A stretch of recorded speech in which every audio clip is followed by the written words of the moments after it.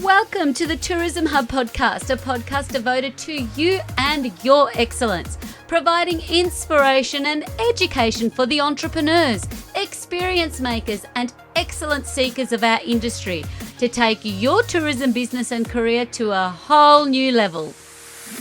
Relax.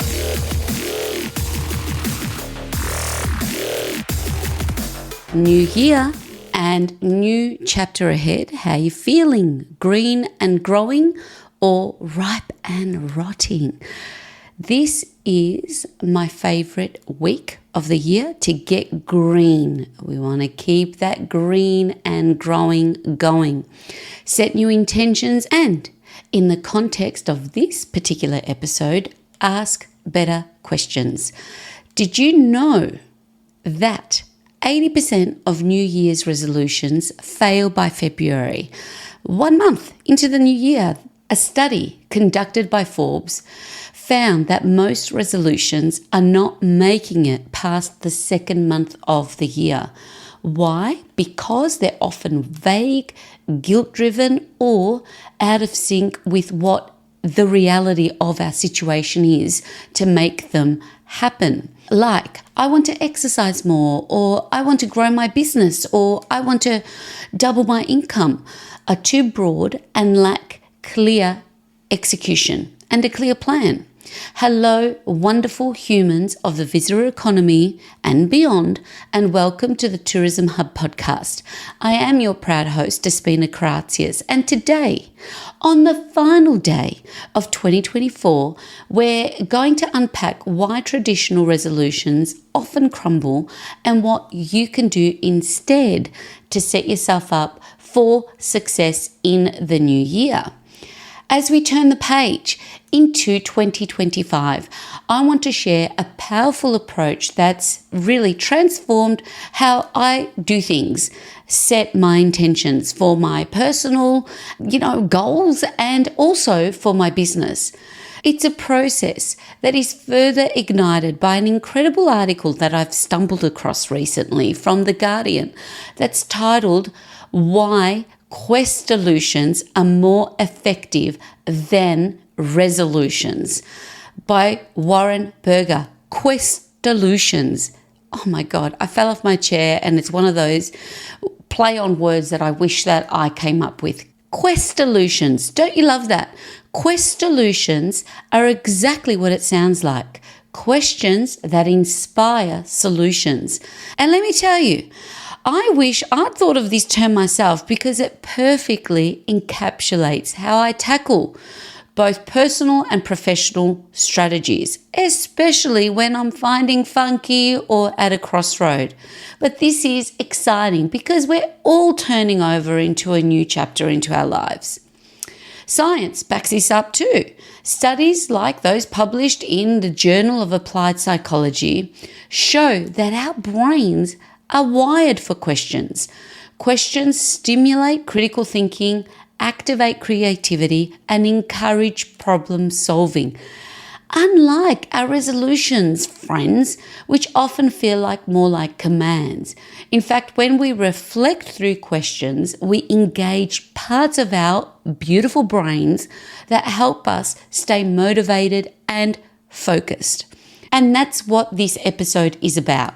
I'm going to share with you a brand new set of 12 questions to guide your reflection and your planning for 2025.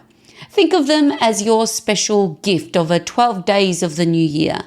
These questions will help you reflect, recharge, and reignite your purpose, your passion for both what you're doing in your business and in your personal day-to-day life. Before we jump into the questions, however, let's explore a little deeper why resolutions don't work. We don't stick to resolutions because we lack motivation or willpower. It's because most resolutions are fundamentally flawed, and I'll tell you why. They can be vague. Like I mentioned earlier, resolutions like wanting to lose weight a big one, or improve marketing in business sense, don't give clear path and are not active. They don't give a clear path forward. Okay, we want to do that. What now? What do I need to do 1 January, 2 January, 6th of January, whenever we decide to begin? They can be out of sync with reality. So resolutions can ignore your current habits or your current constraints, your current resources, which can lead to frustration when they don't come quickly or we can't stick to them. And they're often guilt-driven. They're often based on what you think you should do rather than what aligns, what ignites, and what is congruent with your values and your aspirations. So let's flip the script with Questolutions and with questions and why they work. Because number one, they are open-ended and they are rooted in curiosity, helping us sit and think. They prompt you to explore what's truly important, identify those actionable steps, and create personalized. And it creates something that is specifically, uniquely tailored to you, like a personalized roadmap for your success or what you want your new year to be. And the beauty of a good question is that it opens doors to self-awareness and further discovery. In this episode, I'll walk you through these 12 powerful Questolutions designed to help you gain clarity, prioritize your energy, and set a course for a fulfilling and impactful year ahead. Now we're ready. Here they are, the 12 questions to sit with your journal or your notebook and ask yourself and answer them, because they are designed to inspire reflection, clarity, and action in your business and life. I've really done this in a 2-packer. What would we, asking ourselves these questions for business, because that's what this is all about, experience making, business winning. So that's how I've approached these questions, that I want you to think about them for your business, but I want you to be, you hear these things, the best version of you. And I genuinely want you to have the best year yet. So by taking the time to do this, we give ourselves a better opportunity to do that, have the best year yet, and work on being the best version of your beautiful self. So number one, what has worked well for me this year and why? I want you to ask that of yourself. Repeat after me. What has worked well for me this year and why? Start with a little celebration, my friend. It's vital to acknowledge your wins before diving into what's next. What the heck has happened this year that I can reflect and celebrate? Perhaps a specific marketing strategy brought in a whole new influx of customers and visitors to your destination, or a collaboration boosted visibility for your business.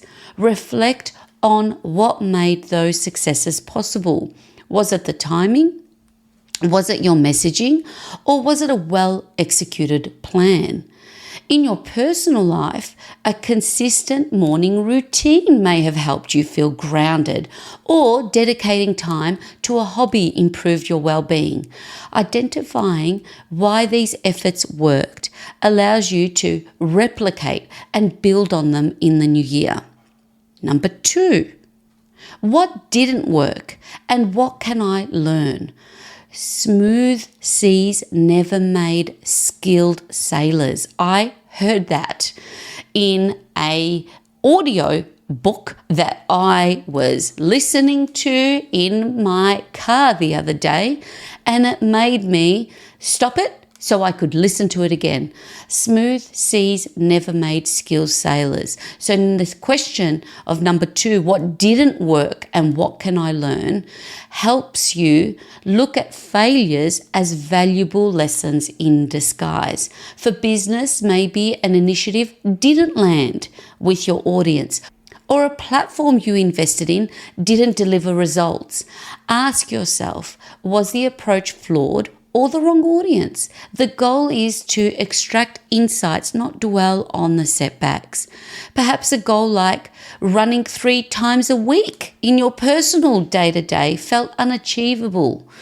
Instead of labeling it as a failure, reflect on whether the goal was realistic or if you lacked the right support. Most importantly, what changes can you make for a better outcome in 2025? So by reflecting on what didn't work or what didn't go well, we want to flip that with an action of what did I learn and what can I do better, or what changes can I make for better outcomes. Okay. Number 3, what tasks in my life or business bring the least value and what should I do about them? So think about your return on your energy, on your finances, on your relationship building. I want you to think about what you're doing that bringing you the least value. We all have tasks that drain time and energy without contributing meaningfully to our values and purpose, or more importantly, in business, our profitability. For business, this could mean manual processes that could be automated or outdated strategy you're holding onto out of habit. Ask yourself, would anyone miss this task if I stopped doing it? If the answer is no, time to eliminate. No deal, we stop. If yes, ask yourself, could someone else take ownership of this task entirely? And what's stopping me from delegating or eliminating it today before we even get into the new year? In your personal life, consider the errands or commitments that clutter your schedule. Simplify by identifying what truly matters and letting go of the rest that don't. Number 4, número 4, or number tessera. I had to think about that in Greek. Number 4. What excites me about the future and how can I channel that into actionable steps? Excitement fuels action. In business, you might be planning to launch a new experience or expand into a new market. Break it down. What steps do I need to take to bring this vision to life?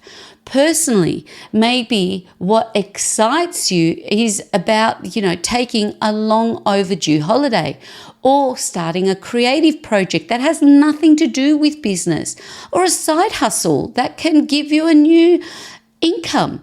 Translate that excitement into tangible milestones like booking a trip or dedicating specific time each week to this new passion project.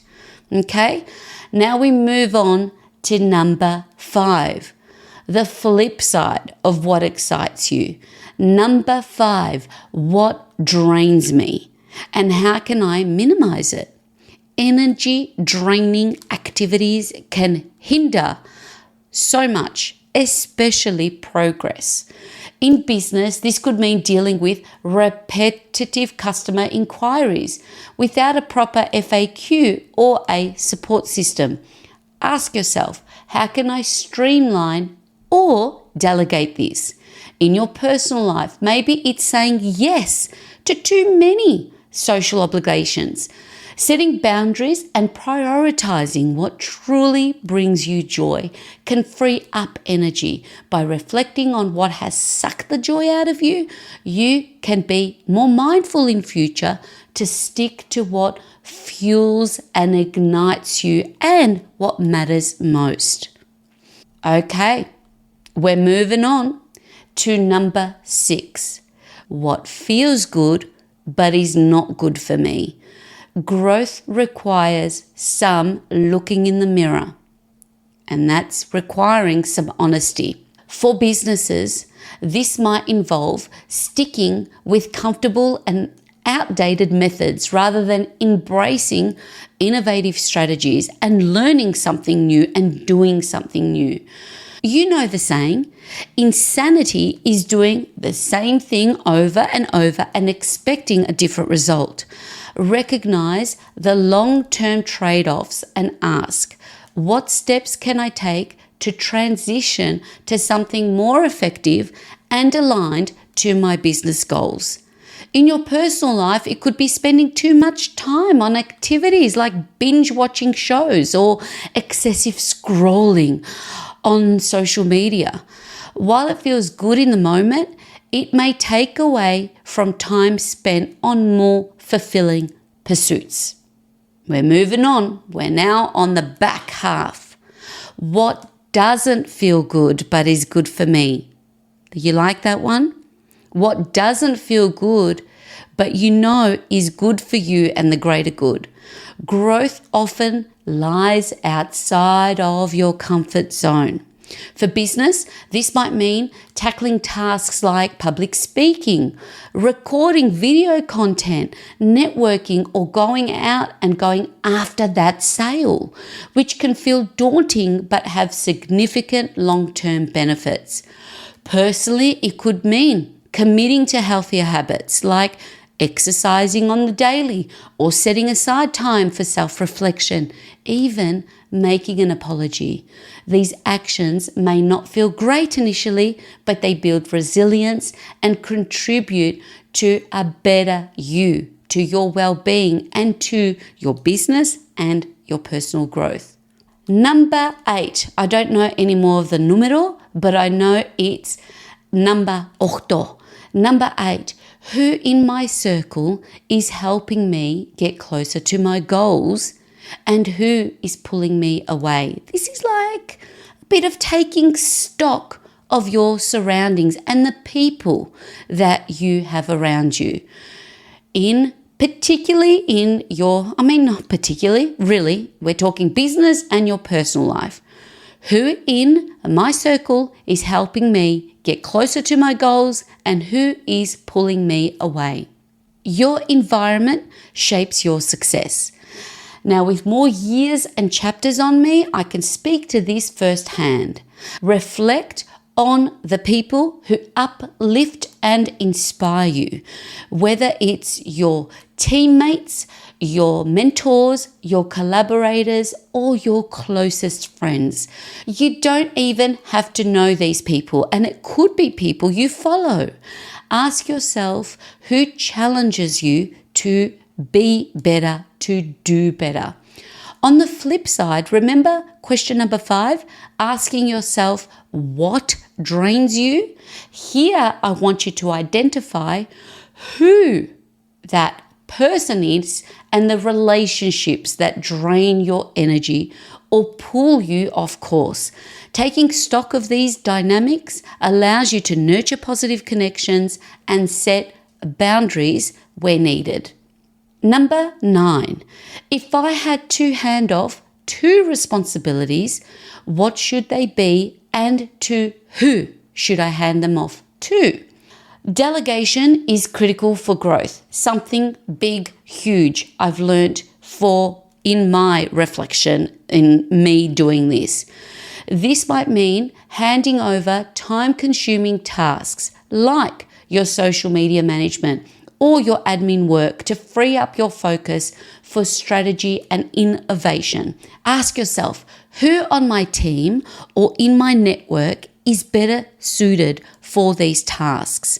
In your personal life, think about responsibilities that could be shared, like household chores or managing schedules, especially for those of us with family. ikogenia, with family responsibilities and managing not only your own schedule, but children, sports, school, and then multiple. If you've got more than one, there's multiples. How can I think about this and get some help in delegating these tasks? This can create space for what only you do and what you do best, and help you with all the other good stuff in your growth, both in your business, your career, and in your personal life. Number 10, how can I simplify my life and business to focus on what matters most? A simple question that can evoke the greatest change. Complexity can lead to overwhelm. For business, this might mean consolidating your experiences or your products or your services to focus on your most profitable or impactful services. Ask, what can I remove to create more clarity, efficiency, and profitability? In your personal life, this could mean decluttering your space or streamlining your daily routines. Simplicity isn't about doing less, it's about doing what truly aligns with your goals and with your values and what you want most out of your new year. Second last one, number 11. What do I want to create and what's my first step? This question is about seeing it, being it, and then getting on with it and doing it. It's about, when you're looking at your business, maybe it's launching a new product or a new collaboration or a new package or expanding into a new market. Define your first step. Do I need research? Do I need to pick up the phone and call someone, meet someone, do coffee with someone? Or do I need funding to get started? In your personal life, it could mean pursuing a long-held dream like learning a new skill, a new language, or starting a side project, or pursuing a hobby or sport. Begin with a small, achievable action that sets this process in motion. And the finale. What will I leave behind in 2024 to make space for the new year in 2025? Growth requires let it go, let it go. So sorry about that. That was not part of the plan. But, we've got to get the Anna and Elsa's, Frozen reference, but growth requires letting go. This means dropping a service or a strategy that no longer serves your business, your team, your goals. It could mean leaving behind limited beliefs, toxic relationships, or unhelpful habits that have made you feel good in the moment but no longer serve where you need to go. So we have to let it go. By consciously deciding what to leave behind, you create room for newness, new opportunities, new experiences in the year ahead. That's the 12 Questolutions, and by reflecting on these questions that offer solutions for you, you're doing more than just planning for the year ahead. You're laying the groundwork for intentional, transformative growth. And I'm not here telling you to do as I say. This is coming from a place of do as I do, like everything I teach and deliver. As I have walked this path myself, and the consistency of delivering this podcast weekly this year has been a result of this very exercise. I've just tweaked it a little bit to extend it to 12 questions because I like this kind of like play on 12 days of Christmas to 12 days of New Year. Taking the time to ask and answer these questions has given me personally in my business and in many other businesses that I've helped, many oppa moments, my aha moments, such as when I've realized when I'd been in my life of Despina's driver's seat and when I'd let myself slip into the passenger seat. This metaphor is something I often use with clients to help them take ownership, and I found that this exercise has been invaluable in refocusing on areas where I've personally lost direction, being a passenger in someone else's bus, and pulling myself up to get back behind the wheel of my own vehicle and drive my own path. So take the time to answer these thoughtfully, write them down, and revisit them. Let these questions guide you in reclaiming the driver's seat and steering towards your goals and what you value most and what you want to achieve most in 2025, because that's going to happen. Think about this as, push it out to the year ahead, because it will come with good health and good fortune.